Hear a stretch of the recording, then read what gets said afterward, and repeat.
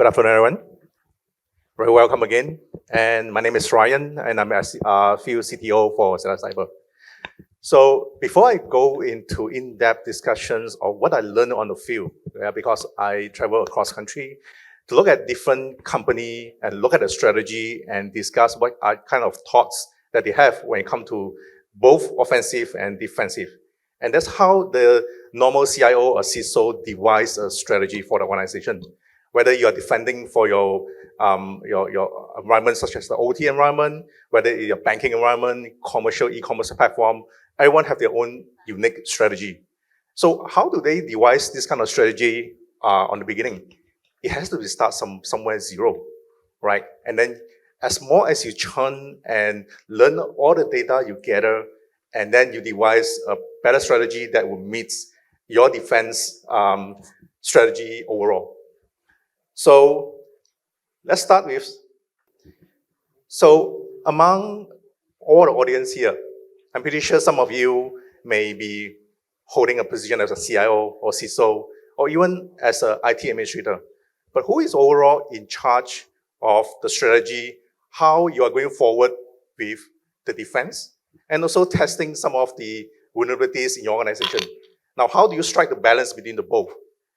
The question actually come in very crucial. It's how much data you are getting today to learn and to use the data to give you the knowledge where you should invest and focus to deploy the right technologies to defense or even to test your environment. Now, among all the CISO and CIO that I travel and discuss, they have these 5 thoughts that is very common, all right?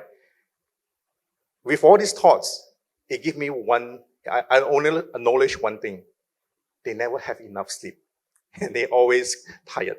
Because these kind are the thoughts that keep them thinking at night. Every single night, are they doing better? Or can they be better? So things like, for example, am I already breached that I do not know? Now, this come into maybe 2 thoughts. First thought maybe is the offensive. Have I thoroughly tested all the infrastructure or asset in my environment? Then I can peacefully say that I am protected and I'm not breached. Another aspect as a defensive, am I seeing some sort of attack already that I do not know in my network? That's ring a bell. So sometimes you have to wear the hat between the black one and the white one. So that's was one first crucial question to ask. The second one to ask is that my security stack, am I getting all the data I need to detect any security incidents or events that's happening that's suspicious?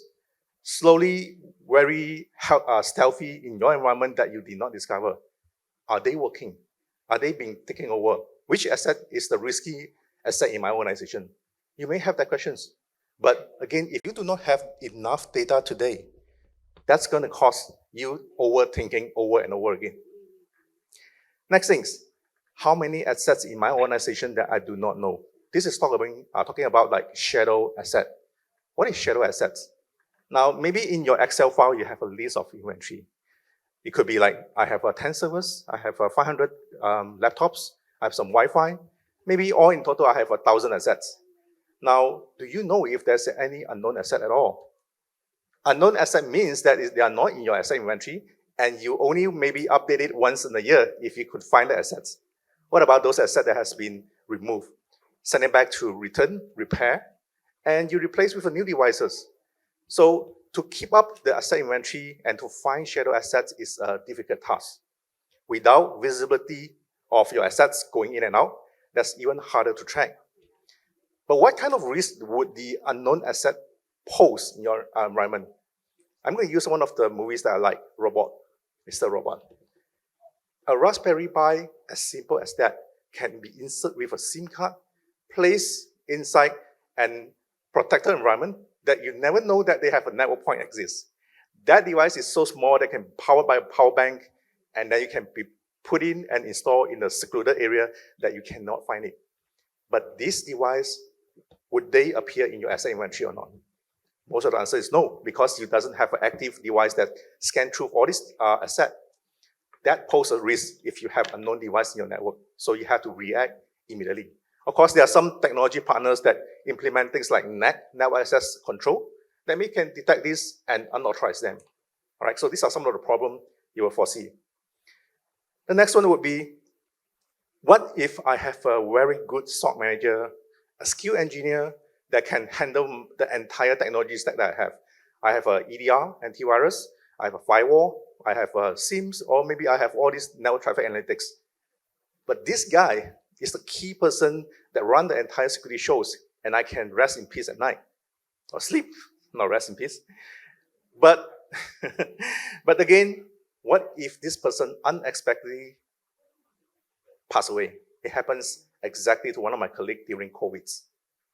So it's an unfortunate event, and the organization that run by this guy is totally stopped, put on hold for half a year without anyone that you can replace him.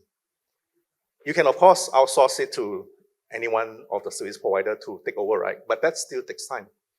So many of you who have been outsourcing, you will be happy because the risk of managing the security of your organization now can be outsourced, including the risk to the third party. But that's very subjective to every company. Last but not least, am I missing any critical assets? Now, just now, I learned a lot about the AI technologies. And also the next thing is that we're going to share with you some of the attack surface that you probably have not heard before. And those alerts could be missing if you don't have the right data in place. Let's go through some of them. This is a quick landscape of 2022 attack surface across global, coming from checkpoints. I put a reference there. Now, in 2022, what's happening? Well, a lot of companies go through recovery period after the post-COVID, all right? The cloud is the major attack at that point of time. Why? Because everybody work from home. All organizations are forced to move their workforce back at home, and all the applications and assets now go to the cloud. And that makes cloud the jewel of all your data. And imagine that most of the cloud provider or service provider, if you are hit by unfortunate event, who is responsible? Well, and what did you do? I will ask one simple question. For those cloud providers today, if your customer got hit by data breach, ransomware, or any form of attack, what would they do? What is their incident response procedure? What is their plan? 80% of them will answer me that I will just recover whatever backups I could get for you. And that's about it. They can do the best recovery time for you. Under 5 hours, I can restore everything back for you, no problem. But does it eliminate the problem on day one? No, the root cause is still unknown. You have a problem in your system that you cannot recover it, and that problem will prone to happen again in the next couple of weeks, maybe, for example. So cloud is always under attack, regardless of where. Now, of course, there are good cloud providers today. Now they step up in the cybersecurity. They have the protection that you want. Eventually, some of them will give you coverage such as insurance. The next attack, well known to everyone as well, is called supply chain attack. Some of them call it RMM attack, remote monitoring management. And this supply chain attack is also quite popular in 2021. Some of you might know about it, all right? And what happened here is that supply chain attack, everyone part of the supply chain. When one is under attack, it will reuse whatever credentials that you have, or maybe connection that you have, and launch an attack against another partner. That never stopped today. It's still going. Instead, some of these attacks now go to the nation state, that some of the country that have invest lesser than other mature country, that they become a proxy for the attack subsequently, yeah. Landscape of the mobile apps become a way to a living, right? Everybody use mobile apps. So mobile apps now are being targeted as well. So there's a lot of unauthorized applications like mobile apps now has been downloaded and being modified in a way and republished to a third-party store that fish people to download. And guess what? Those are especially the gaming industry.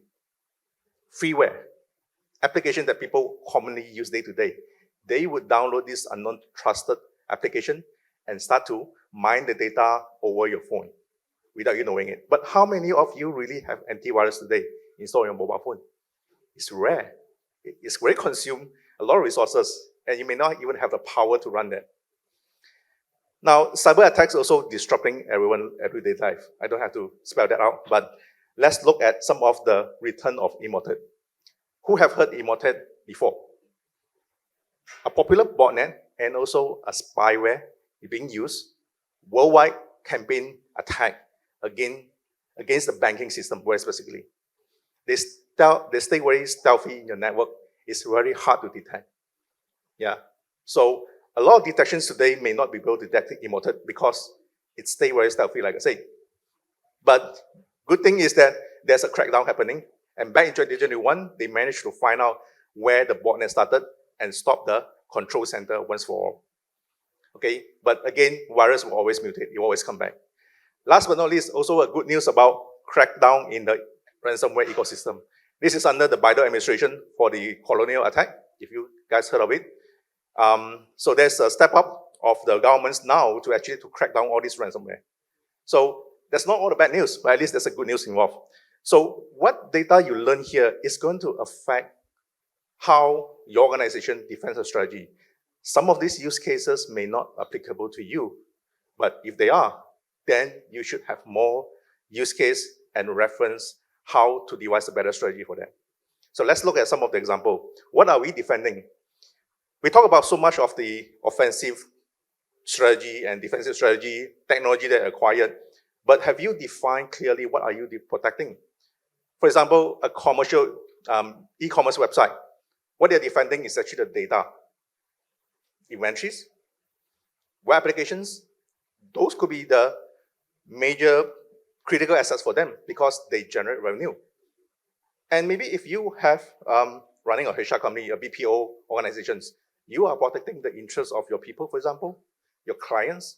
So define what you are defending. Every different sector of the organization have different priority.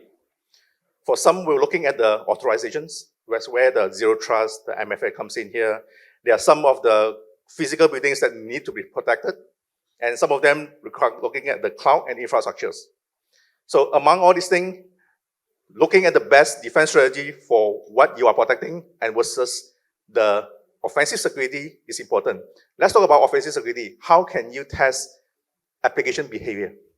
How can you hire a third-party consultant that do offensive testing, targeting on your people? I used to work with a penetration test company, doing offensive security for over past 10 years. I do things like, for example, social engineering. I can test the mentality of a person, whether they can fall into the prey of a spam email, for example, a phishing call. We do this to test it, whether the organization is prepared or not. If you are looking at the aspect of the, let's say, data access, how can you test it? Well, of course, like I say, you hire a third-party consultant. You consult them, I want to test whether my data is secure. Can I comply to the governance like PII or CIS? So those framework is there, but how are you going to test it? Well, they look at the technology aspect. How do you store it today? And how can I gain access to one of your footprints in your network and start to get data access? Maybe look at the aspect of the, let's say, validating whether your network security is protected. So I can hire a team that specifically look at the red teaming services. Come into your organization, define a goal, define the scope, and define what am I going to test at the end of the day. With that, I can now get a report telling me these are all the vulnerabilities, these are the good things, these are the bad things, but it's up to you later on to remediate it. But if you look at the defensive side, is your team knowing this kind of testing is undergo? Do you know that your company hires a third-party consultant to this red teaming? Do you have the capability today as a defense to look at the data that's coming in to tell you there are testing going on, or they are merely just a false positive alert telling you something is potentially bad happening, but nobody react to it because you don't have the process in place? Yeah.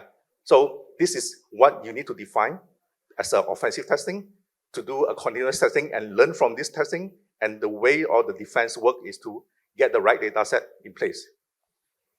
Now, because there's so many different attack surfaces I just showed to you, how do you today choose the right platform or a solution to protect all these things?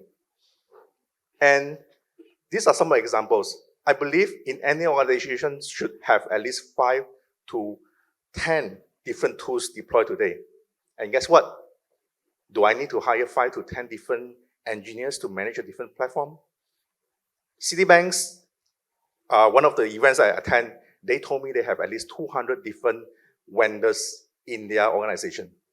You need a lot of people to support this. But how can you, when you have been attacked, or there's a data breach in your environment, how are you going to go into each of these platforms to get the data, analyze it, and tell you that you have been breached? Most of these manual things required a week or at least a month to tell you, yes, I have an event, and now I have to find a way to fix it. So this is a problem. Getting too much technology without having an overview of all this data is going to give you a problem.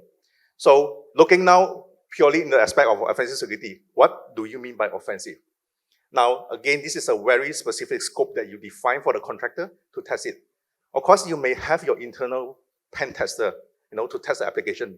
But looking at the governance and compliance, you can't have your internal report presented as a compliance. You need to hire external. This is what the external people will do. You define a scope for them. I'm going to test your web applications. I'm going to test your network. I'm going to test your email server. That scope is very specific. And it could be in the form of red teaming, cloud security testing, a Wi-Fi pen test, web pen test, code review. Those are offensive security. But when you look at defensive, it's the other way around, right? You are looking at the data you're getting. For every event that is deemed malicious or not, you must get the event in place so it can tell you the posture of your organization today. So with the right defense solutions, you must get a vast amount of data coming with all the technology you deploy. If you have 100 applications or 100 different firewalls, EDR, all combined, you need to have all this data now unified into one console so it gives you immediate real-time data and detections, and now you can respond to it immediately as well. So that's where the cloud security awareness training, firewall endpoints, those are defensive security. Now, why you need both again? You need to access the company posture. You do a pen test because you need to see whether your company posture is good. You need to simulate a cyber attack, whether your defense is good enough. In terms of defensive, you have to address and learn for every breach that you have.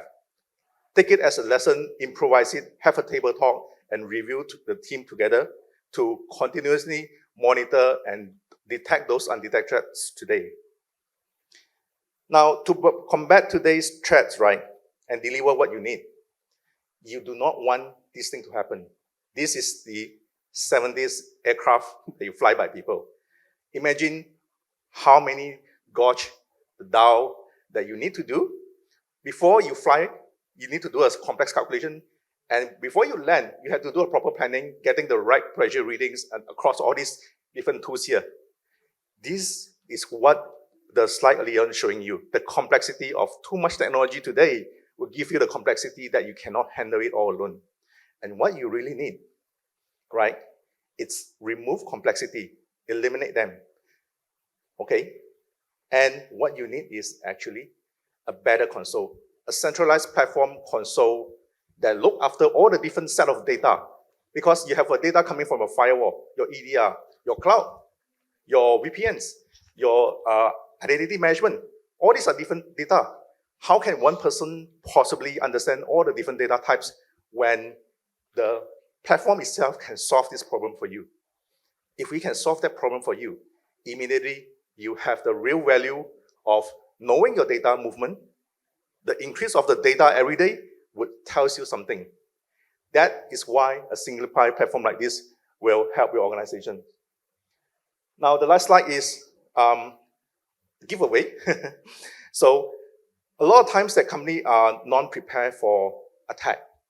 That means when you have been breached, then only you know there are something that you want to protect is unprotected. In a way, every organization, such as the country in my own country, or the banking industry required to do one-time compromise assessment a year.